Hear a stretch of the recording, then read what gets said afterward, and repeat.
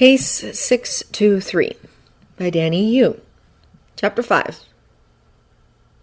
No need to take such drastic measures, Pierce. He will make a fine heir for his father, and when the time comes, there is no such thing as an estranged sibling to bring a man to heel. The Starks will no longer be a thorn in our side, but another asset to be used and discarded. Pierce cast a glance at the bloody hospital bed and the sweaty, trembling form, only just beginning to stir back awake. And I suppose if he turns out not to be useful, we can send his mother after him. With that word spat out, he stalked towards the door. Send the boy to Stark. Wipe and freeze the asset. He let the door slam shut behind him. Here's your alibi, Agent Coulson said, holding out a thin stack of cards, not only cutting Tony off, but forcing him to close the newspaper and actually pay attention to the way all his bruises and cuts stung with all the makeup Pepper was applying. Okay, Tony said, taking the cards and glancing at them, as best as he could, over Pepper's ministrations. You were on your yacht, Coulson said, voice as calm and ineffable as ever. Yeah, Tony muttered, glancing over the lies printed on the stiff paper in his hands. Looked like it might work, like it might hold up. Something about it didn't sit right with him, though. We have court papers that put you in Avalon all night, and sworn statements from 50 of your guests, Coulson continued. See, Tony said, I was thinking maybe we should say it was just Pepper and me alone on the island. He was kidding, mostly. There had been these little moments, brief glimpses, where he thought maybe, like the dance at the fireman's gala or whatever it had been. Pepper didn't so much as react when he looked up at her probing, which, yeah, what he'd thought. Maybe there could have been something there, if not for the fact that he was pretty damn sure she cared more about his safety than whether he was a good man or not. If not for the fact that however much she loved Jamie, it was the way a doting aunt did, not the way a mother would. And fuck it, but Tony had to think about those things these days. Had to remember that he was part of a package deal. Pepper wasn't interested in being a parent, not in the foreseeable future, and Tony couldn't be with someone who wasn't already there. It was that simple, and it was surprisingly easy to put those budding emotions away in favor of being the father his son needed. That's what happened, Coulson said, more appropriately than he'd probably ever know. All right, Tony agreed, letting out a breath, felt himself let go of something else as well, something formless, insubstantial, something that could have been something, but didn't get the chance. Not deep enough yet to be mourned. Just read it, Coulson said, word for word. Tony winced, tried not to pull his face away when Pepper started in on another bruise that needed to be covered up. He leafed through the cards again. There's nothing about staying here. That's being handled, Coulson said. He's on vacation. Small aircraft have such poor safety records. In fact, but that was actually kind of scary, the way his voice remained placid and his face stayed that calm, gentle mask while he talked about covering up someone's death.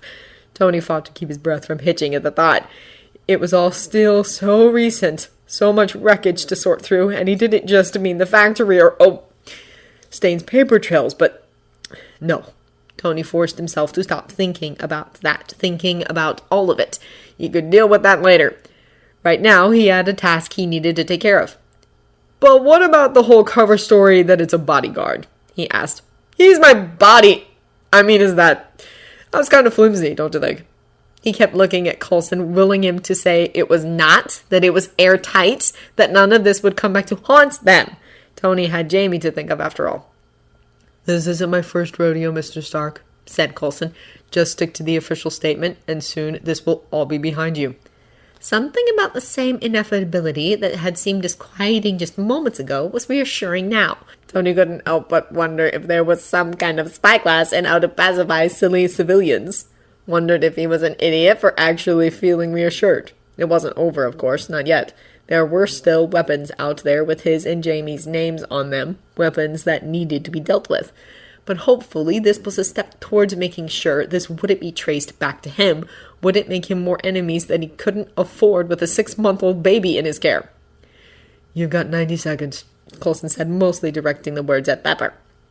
Tony went through the cards again, only vaguely aware of Pepper thanking Coulson and something about the ridiculously named agency actually having an acronym a normal person might be able to remember, which he then probably forgot as well. Finally, Tony finished memorizing the cards and got to his feet, only to realize Coulson was gone and Pepper had turned back to Tony, holding up his jacket.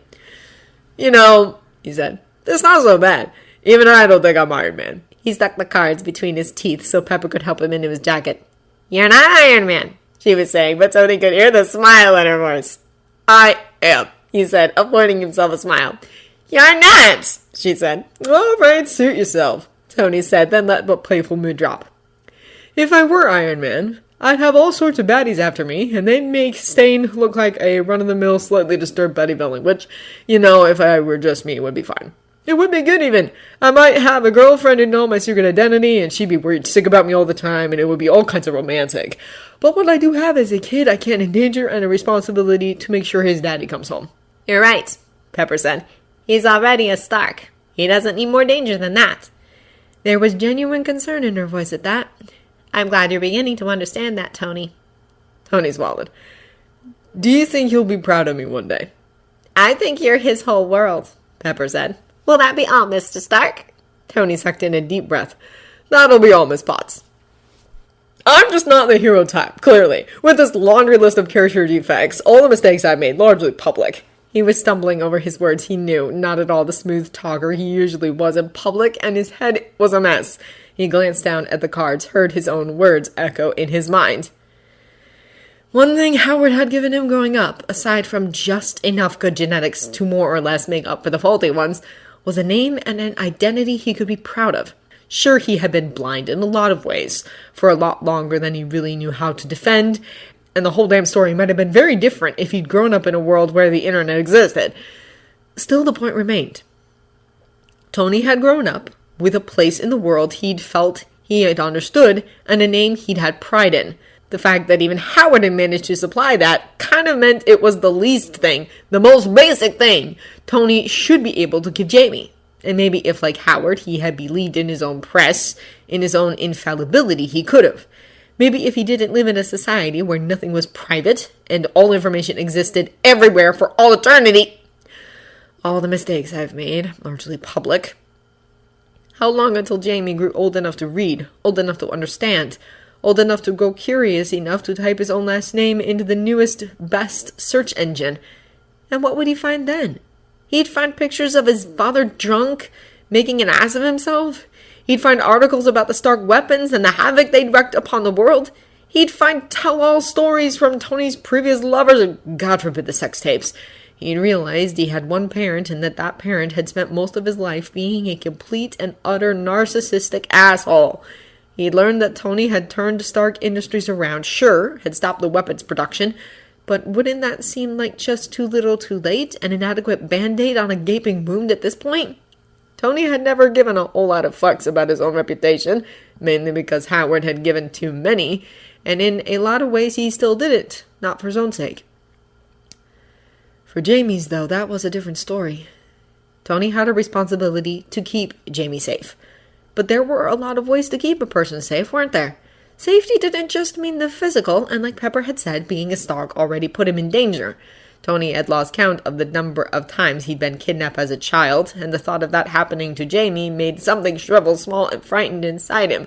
That was already a risk, though. If that was going to happen, it already would, simply because of the size of Tony's wallet. Would he be in more danger or less if Tony's alter ego was known? Would the difference even be noticeable? Maybe there was even a chance that the armor would scare some opportunists away. And anyway, Tony already had the blueprints ready for the first prototype of the Iron Cradle, he might as well call it. But what else did it mean to keep him safe? Wasn't part of that making sure that he had a parent he could look up to? Making sure his name stood for something good? Making sure he could one day tell other kids his last name and have them be impressed or something rather than appalled? Have them talk about good things rather than the latest rumor or anti-war rally? Tony had that, however false it might have been. Howard had kept his private life far more private over the years than Tony, after all.